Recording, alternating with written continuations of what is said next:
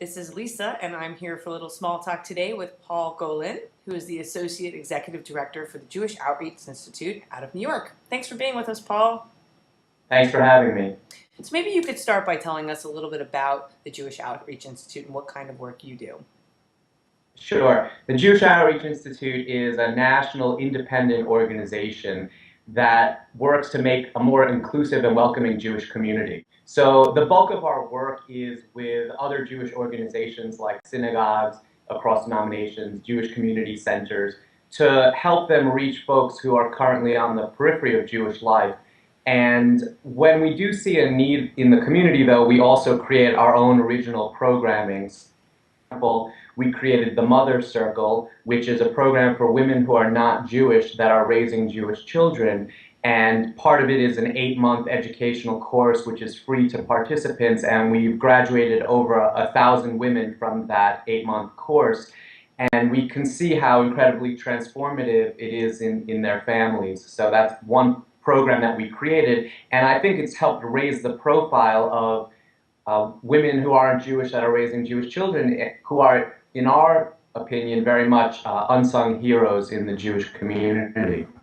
I'd love to hear some statistics about intermarriage. I mean, this is clearly a JUI exists because of the change in our culture and Jewish marriage, folks intermarrying with other people who aren't Jewish. Do you have any statistics you could share? I've got a ton of statistics. So since at least 1985, the intermarriage rate among Jews and people who aren't Jewish in America has been over 40%, between 40 and 50%, meaning that for every Jew who marries another Jew, there's a Jew who marries somebody who isn't Jewish. And so we've been hearing this percentage, 52%, 47%, for a quarter of a century now. But what we don't hear a lot in the Jewish community is what the results are of that statistic. So first you have to step back and realize that a 50% intermarriage rate actually means that there are more intermarried families being created than in-married families. Because if you've got 4 Jews and 2 of them in-marry and 2 of them intermarry, the ones that in-marry are only creating 1 household. So the intermarried 2 Jews are creating 2 households. So it's a ratio of 2 intermarried households to every 1 in-married household. So the result today is there are now more intermarried households in America than in-married households. Now, the Jewish community doesn't feel that way because, first of all, a percentage of those intermarried households, probably 20%, are choosing the other religion, 15 to 20% of them, and only about 30% to maybe 40% are actively involved in the Jewish community. And then you've got this big middle who are doing either both or nothing or haven't decided yet. And really at JOI, we feel that that's the population that's in play.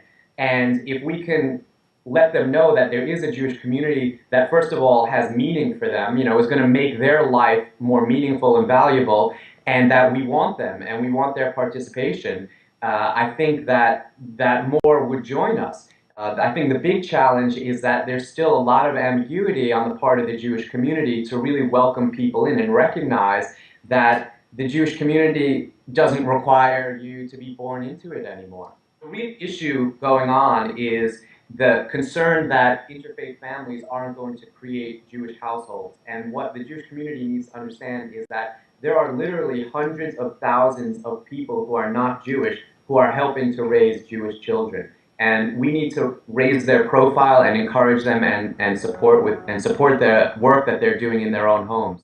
Okay, so that's a good segue for a new book that you and Rabbi Kerry Olitzky have just written. He's also the executive director of JOI, and the book is called How to Raise Jewish Children Even When You're Not Jewish Yourself.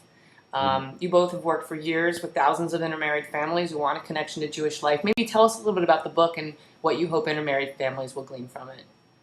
Sure. I mean, much of it was reflecting what we've heard from people who are actually doing it, which is, first of all, that many of them feel that they're inventing it themselves as they go because they're unaware that they're not alone in this mission of raising Jewish children. We also hear from a lot of people who aren't Jewish primarily when the spouse is the mom who's not Jewish, that a lot of responsibility, if not all of the responsibility, falls to her to raise Jewish children, even though she's the one with the least experience in how to have a Jewish household. So we really wanted to address those challenges and provide a resource for folks to let them know they're not doing it alone. There are people who have done this successfully, and some of the things that they've done in order to create Jewish households when they themselves are not Jewish. Okay, great.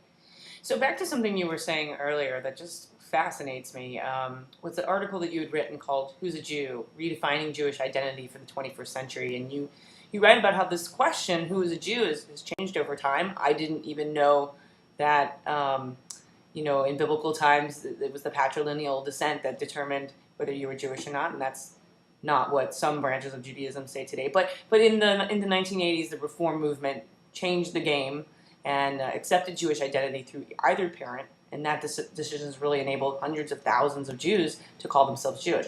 But as you said earlier, you argue that many of these newcomers to Judaism still aren't being welcomed or feeling welcomed with open arms by Jews today who were born into the religion due to something you called born Jewish privilege. And I would love for you to talk a little bit about that. So what I mean by born Jewish privilege is that because my mother is Jewish, no one's questioning my Jewish credentials, and I don't need to do a single thing Jewish at all. I don't need to go to synagogue, I don't need to eat kosher food, and no one's going to say, well, you're not a real Jew, because I have this credential that I'm born into. And yet, interfaith families where one of the parents is not Jewish, usually when it's the mom who's not Jewish, other people who also are not being observant Jews but were born into it, look at them and say, well, you're not really Jewish, or your kids aren't Jewish, even though those families may actually be part of a synagogue community, eating kosher or celebrating Shabbat and so on and so forth.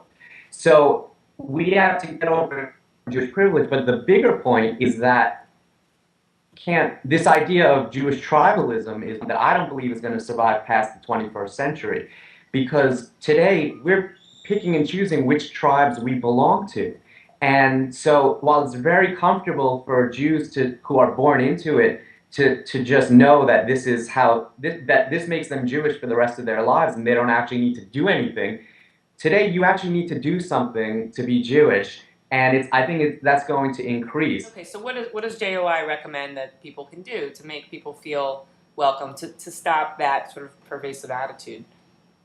Yeah, well, I think first of all you have to put yourself in the shoes of a newcomer, which, if you think about it, isn't hard because we've all been newcomers at some point in our lives. So just think about that time that you walked into your gym for the first time, or whenever it was that you felt completely out of your element, and recognize that there are people walking into synagogues every day who feel that way. And what are we doing to make them feel welcome and comfortable? And that's just the first step. But to me, ultimately, the bottom line is there meaning and relevance in the Jewish community? And if there is, how do we share that? And if there's not, that's a whole other set of problems. But how do we get across what it is we find so meaningful? And if it is meaningful and valuable, why are we so intent on keeping it to ourselves and keeping it on the inside when we can be out there sharing it? Well, I certainly enjoyed talking to you, Paul. Is there anything else that you'd like to add that we didn't touch on? No, I mean, I just wanted to plug our website, joi.org, where we do discuss these kind of things in a daily blog, and that I write an occasional column on Huffington Post, and I welcome people to email me directly and at joi.org and argue with me. That sounds fun. In the Jewish tradition. On one foot, right? Yeah. Mm-hmm. Very good. Well, thank you so much for your time. Really appreciate it. I am Lisa, and this has been a production of Let My People Know, an outreach and engagement initiative. Thanks again for your time, Paul. Thank you.